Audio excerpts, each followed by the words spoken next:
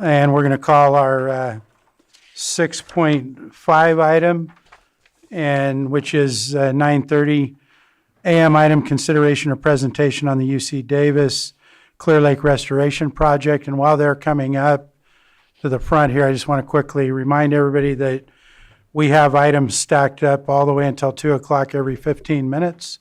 And we do have to break right at noon for some things that are going on. So just wanted to throw that out. Let's try to stay on our schedule. And with that, I'll turn it over to you folks from UC Davis to start this presentation. Okay, and thank you very much, and thank you for having us today.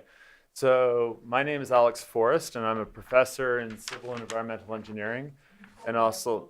Michael, closer, please. Oh, sorry, can people hear me better now? That will move towards you, the whole base, if you need it closer. All right, perfect.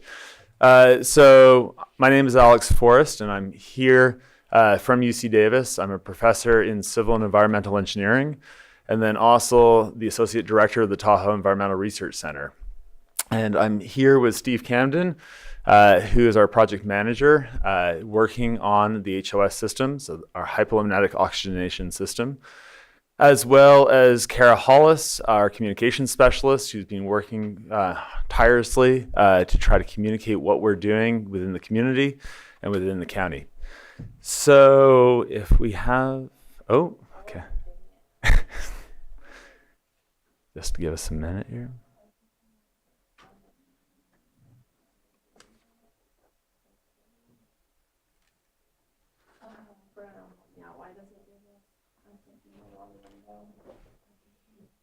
I thought you were sharing. Oh, you weren't sharing the slideshow?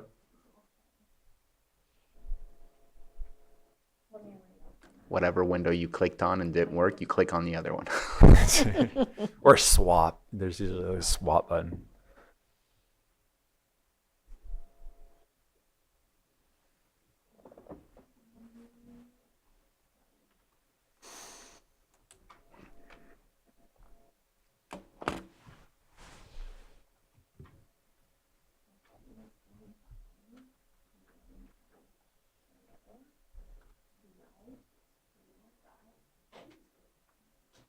You can't hit F5 once you do the share to see if it just puts it into slideshow?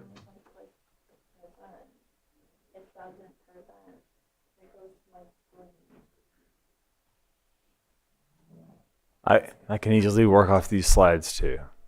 I'm good as is. Yeah, that works. Improvise. All right. So we're here today to talk. UCD has been involved with a lot of different projects on Clear Lake since a long time, but more recently since 2018.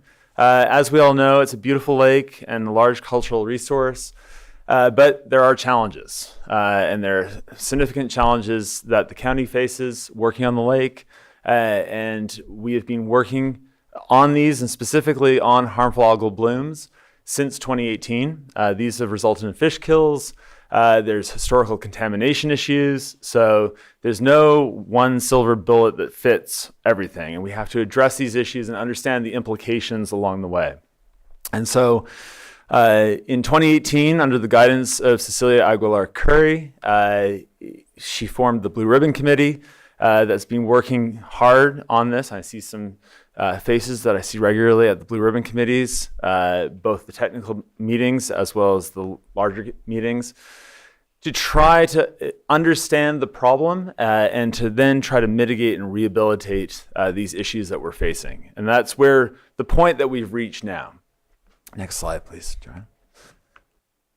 And so where we started is UC Davis has been part of the Blue Ribbon Committee. At the same time, we've also been doing research on the lake to try to understand the underlying issues. And then we've moved to a point now where we've been making proposals on how we can rehabilitate the lake. This has represented a partnership with Turk, so the Tahoe Environmental Research Center, partnered with the USGS to study the root causes of the water quality in Clear Lake, as well as all the other partners within the watershed that we've been working with. specifically, we started by looking at the in-lake conditions. So Turk was involved with a monitoring program. We had moorings in all arms of the lake. We were involved with mapping the entire lake. So I was very excited by the LiDAR product. We were talking during the break about trying to get some of the bathymetry data into the portal as well. So I'm very excited to see that happen. And then in partnership with the USGS that was targeting the streams and trying to understand stream loads coming in. Next slide, please.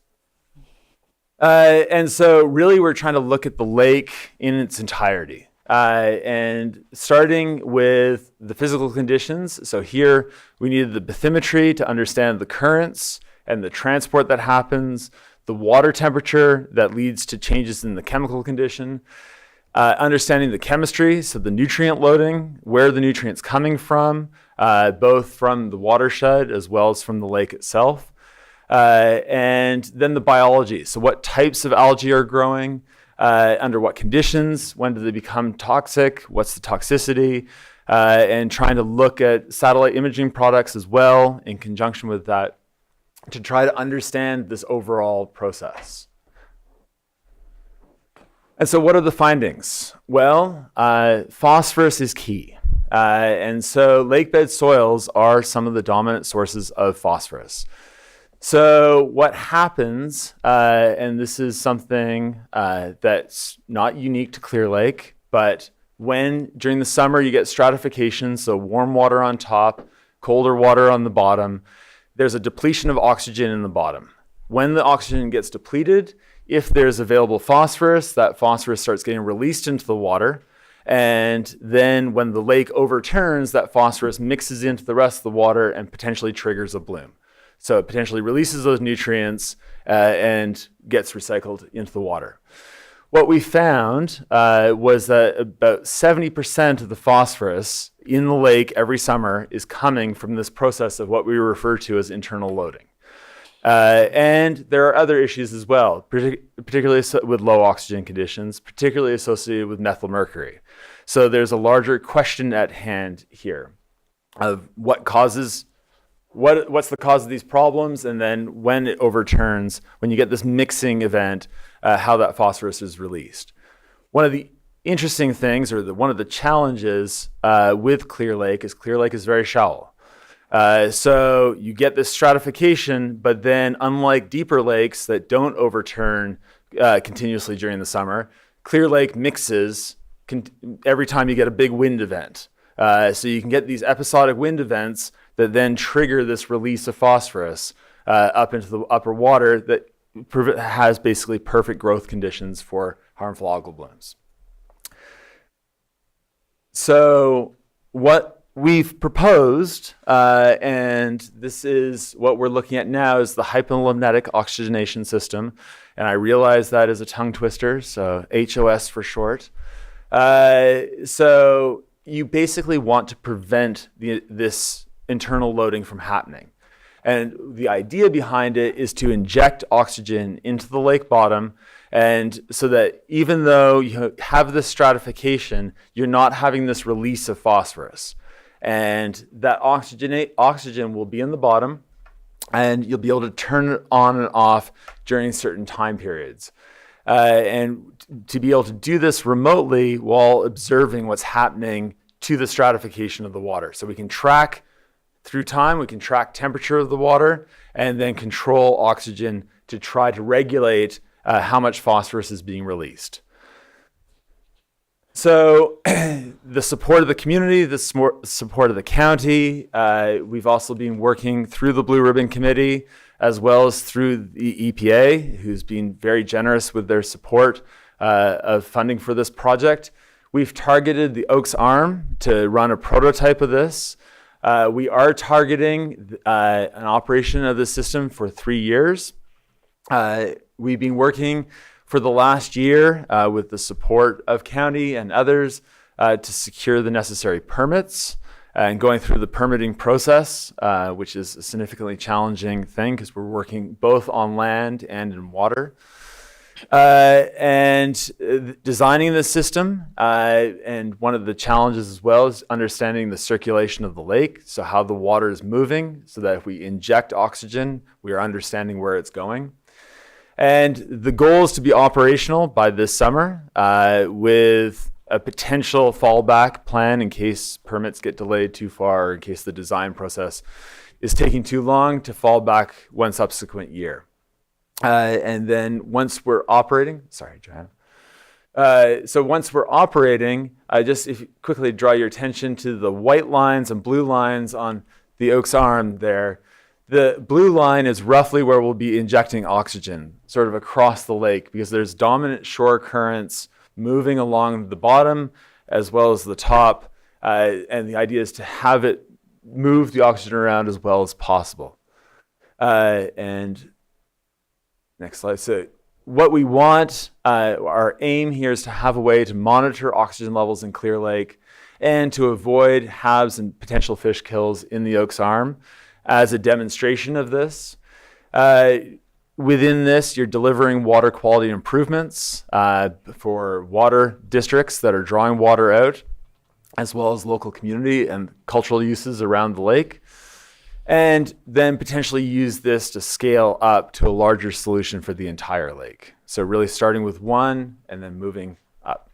And so before we jump to questions, I just wanted to say thank you to all the partners and the nations that we've been working with, county, CNRA, USGS, and everyone else that's been involved in the work we've done for almost the last 10 years, but not quite yet. So thank you. Thank you. Do we have any questions from board members at this point? Wait till after. I have a couple. Supervisor Owen. The pins that are dropped on 2 slides back from where you were, there was a bunch of little pins. Are those where some of them are going to be set up? It has OA1, OA4, real time. So sorry, It's where the has the blue lines going into the arm. I just don't have the map in front of me. Give me 1 minute. Right there. Yes. So those are observation buoys. Observation. Observation buoys. And what we're trying to do is monitor the efficiency of the system. Perfect. And so that's why we've distributed them along the lake to see how far putting oxygen there gets to the other ends of that arm. Perfect. Okay. And Thank you. And that's in partnership with the USGS as well. And in fact, they're out sampling as we speak at those locations. So they're collecting nutrient data that we will couple with an oxygen observation system as well. Thank you. Supervisor Sabatier. Yeah, thank you for coming and presenting about this. Appreciate what AB 707 has done to kind of bring this about, and especially the funding that we were kind of scared was not going to be available to us that was made available this past budget year. So this is good that this is still moving forward. Looking forward to the summer. There seems to be multiple projects that will become active at the same time. I apologize if I didn't hear this, but you mentioned that you have enough funding for 3 years. What happens after 3 years? Let's say it does help. Do we say this helps and then we just go away? Is there a way to continue this, or is it going to be on the backs of the county to figure out how to continue this? But what happens at the end of 3 years, especially if it shows such great results? Do you want me to front that one, or? I'll take it. All right. We have we're expecting a CEQA exemption because the project is a science project of limited duration, which means that our scope includes removing the system, which we really don't want to do. So we're seeking a partner to hand it off and to try to set that up ahead of time so that legally we can hand it off and the system can be continued later. It's not part of our scope to do that, but all of us involved hope that we can set that up with your help and probably the water district's help, because it's on their land and they would probably be the operator. And off the top of your head, because I didn't see any dollar signs necessarily other than the $5 million for the total project, what would be the annual cost to continue to run such an operation? I don't have a solid number. After we go to bid for this first year, we'll have that. Also, one of the outputs from the project will be determining how much oxygen it takes, which will determine how much it'll cost, but probably in the neighborhood of $500,000 to $600,000. Okay. And So, that's an annual cost. I guess it's about 6 to 8 weeks when the system would be operating. right, during the height of when we anticipate these things to turn. Obviously, phosphorus, nitrogen, the nutrient load, that's a major conversation about Clear Lake. Our soils are already fairly rich in that, the volcanic soils that we have in the surrounding area, but we also have other issues that create these things. And so you were mentioning the nutrient load, internal loads that are there. Are you able to differentiate like natural phosphorus and nitrogen load versus additional man-made additional nutrients coming in? And I'll get to my full point afterwards, but just wondering, can you differentiate when you're looking inside the lake as to what we're dealing with? So the short answer is yes, to a degree. So the work that we did, partnership with USGS developed a model of nutrient loading from the watershed. So we were able to partition out the amount coming in from streams, and they actually did a very nice job of dividing it up via streams, so Scotts and Middle Creek, and knowing how much load was coming in from each of those. The internal load, we can't differentiate how much of that internal load was put in the last 50 years versus the last 5,000 years. We just know that it's there. And we also have a fairly good idea of sedimentation rates. So basically, over time, the sediment gets capped, or the soil gets capped with sediment that's accumulating on top of it. So if you've removed the nutrients from the new sediment that's coming in, then you're slowly eliminating the problem as it gets buried. Right. But so it's not, this fixes the internal loading problem, but we also have to work at eliminating the external loading problem at the same time. Right, which I'm sure you're well aware, because I know we've had conversations between Middle Creek and Blue Ribbon Committee. That's an important project to reduce the external load, and any source coming into the lake, the cleaner the source, the less likely you're going to need to eventually continue cleaning the lake in perpetuity. So it'd be nice to get our sources cleaned up. So one of the reasons I'm asking the question, and it's something that I'm hoping that maybe the Blue Ribbon Committee could have a conversation about this, is, and granted, it's a weird topic to bring up because of the weekend's unfortunate disaster that we're dealing with, but we have a lot of, and our previous public works director told me that the people who live on the shores are called land rimmers, so let's just call it land rimmers, that still have septic tanks. And there's a vast population that still utilize septic tanks, probably installed pre-1980s. That's when we saw the last buildup of housing in those areas, a major buildup at least. So that's 40-year-old potential, if not older. And what comes out of a septic tank? Phosphorus and nitrogen. So if there's a way for the Blue Ribbon Committee to help us to get all of those land rimmers connected to an expansion of our sewer system, if there's ways that we can all work together, because to me, again, the source is where we need to clear things up, because we can try to do all this oxygenation, or we can do all the LG Sonics, or we could do all the other stuff that's available. But the fact is, we still have the problem of what's creating this situation in the lake. And so we'd love to see if Blue Ribbon can have that conversation, or if you and I can have that conversation. But I think it's an important conversation that we need to find a solution to, because the longer we wait, the more those septic tanks become older, and then more likely to fail and become problems for our lake. Yes, and I'd be happy to have that conversation. And I would, and I'm testing my memory here from the report from the USGS, I'm not sure, most of the loading came from Middle Creek, I believe. About 70%.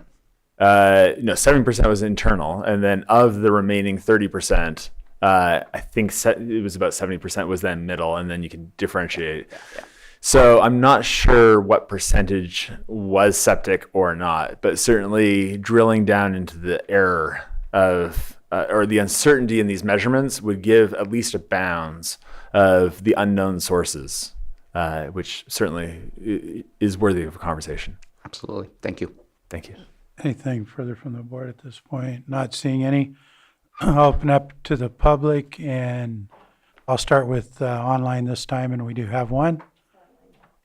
And we have Sterling. Go ahead and unmute, state your name for the record. You'll have 3 minutes. Yes, my name is Sterling, and I am with Bruno on this. There's a lot of questions. 70% of the phosphorus is coming from our sediment. So I did look into the EPA cleanup at Sulphur Bank, and after they're able to do the Superfund there, it's also talk about dredging the lake. So we're going to be spending over $5 million to aerate the lake, and we're going to have to keep spending money to keep it aerated. So why aren't we spending money on the environmental dredges that they use in Alaska, at the Great Lakes, all around the country to clean up sediment that do these problems? I mean, if we're going to be spending this kind of money and trying to make a solution, instead of putting, a Band-Aid on something that needs stitches, let's look into maybe dredging the lake and getting rid of that, the contaminants. Yes, I know the methylene mercury, but there is environmental dredges that can get the stuff out to where it doesn't aerate it through the water.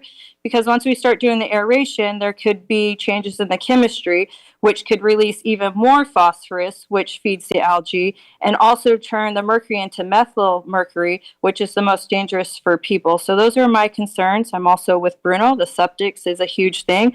Runoffs from wineries is a huge thing. So if we're going to try to fix the problem, I think maybe those might be a little bit easier suggestions. And if we're going to be spending over $5 billion, let's spend $5 million to fix the problem, not just put a Band-Aid on it. Thank you. Thank you, Sterling. Johanna, any further online? No. Anyone in the room that wishes to comment? Not seeing any. I'll bring it back to the board for any final comments, and we have Supervisor Crandall. Yeah, appreciate some of the comments here, and I appreciate the, you bringing this forward. I know that when I was on the Blue Ribbon Committee and we talked about this, it was almost like a bittersweet thing for me, because on one hand, it's in my district and it's something that, people can see that's happening. But one of the things that I was worried about is the fact that it's kind of like a pilot. So like I said, 3 years.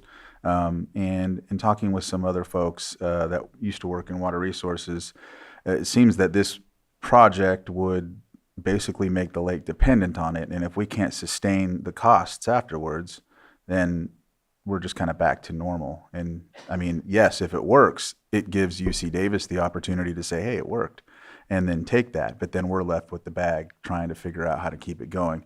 So I had issues with that when I was on Blue Ribbon, and I accentuated that. But again, it passed, and so we're at where we're at. Hopefully we could figure out, some sort of plan to keep it sustainable once it and if it's abandoned. So I just wanted to make sure that folks knew that was my stance on it. But I'm glad it's happening. So either way. Thank you, Supervisor. Anything further? We have Supervisor Sabatier. Yeah, just thought I'd at least, based on the public comment, I think we have to do both. I think we have to take care of the current status of the lake, in the sense that we can't allow to have these fish kills and these HABs to continuously go on. But we also have to deal with the real reason that this is happening, which is really we got to clear the source of where all these nutrients are coming from in the first place. So I think it's going to be a balancing act, because if we only start attacking the source, it's going to take maybe decades to be able to clear this entire lake. It is a huge lake, and there's a lot of nutrients that have been accumulating over the past 500 to 2 million years. So we can't just be patient to fix the lake. We are going to have to do a balancing act of how it is that we attack this. And so I hope the project works. I hope that we're able to continue it if it works and find ways. But we shouldn't be ignoring that tomorrow we want to see something different, not a decade from now, not 20 years from now. And so it's going to be a balancing act. So I appreciate the fact that, again, the Blue Ribbon Committee has been created, that there's some funding available to make these projects happen. I want to take full advantage, learn the best that we can, and also stand on the shoulders of UC Davis's past studies. I know I've seen a giant thick book from 1994 when you studied the lake. So this is not your first time here. And we're continuing evolving in our understanding of what it is that we need to do. So Agreed. Just wanted to clarify. And Supervisor Owen. Yeah, I know, in the Blue Ribbon Committee, I know that we're looking at, several options, trying them out this year. And, I know I had mentioned, it'd be nice to be able to track, to kind of compare and see what really works here the best in this environment. So I think the others are gonna be spaced out. I'm not sure where they are. There's the LG Sonic, and then there's the filtration. I can't remember what it was called, where they filter the water, filter it through and catch the algae and take it out. Harvester. Harvester, that was it, okay. And then I can't remember the other two, but it's kind of an exciting time to see what really does work here. It's a very exciting time, and I would. What we're trying to quantify is scalability. Is how do we scale to address the problem of the entire lake? And any of these technologies or approaches, we need to look at the scalability, and we also need, if I can propose a recommendation to the supervisors, of a common monitoring strategy, so that we're really evaluating these techniques equally. And this is something that's come up in conversation with BRC and various partners, and we are happy to partner with anybody that's willing to talk about a monitoring strategy. And we have created a monitoring strategy built on a program that we designed back in the 90s and continued in 2018, and we're happy to continue to look at that for new techniques. Yeah, yeah, it's exciting, and I'm just hoping that it really works on, checking out what is working. Agreed. Thank you, Supervisor Kramer. Yeah, I just wanted to add one more thing with the LG Sonic. We were talking about trying to hit the Clear Lake Oaks arm as well, but we knew this was coming, so we are wanting to at least make sure we have the opportunity to look at everything regardless. And so we didn't want to try to do the LG Sonic and hypolimnetic, and then we're like, oh, which one was it? Yep. So them all. yeah. Thank you, Supervisor. Not seeing anything further, I'm going to thank you for presenting this to us today, and we look forward to continued updates and seeing how this rolls out. Thank you. Thank you. And thank you for the great questions.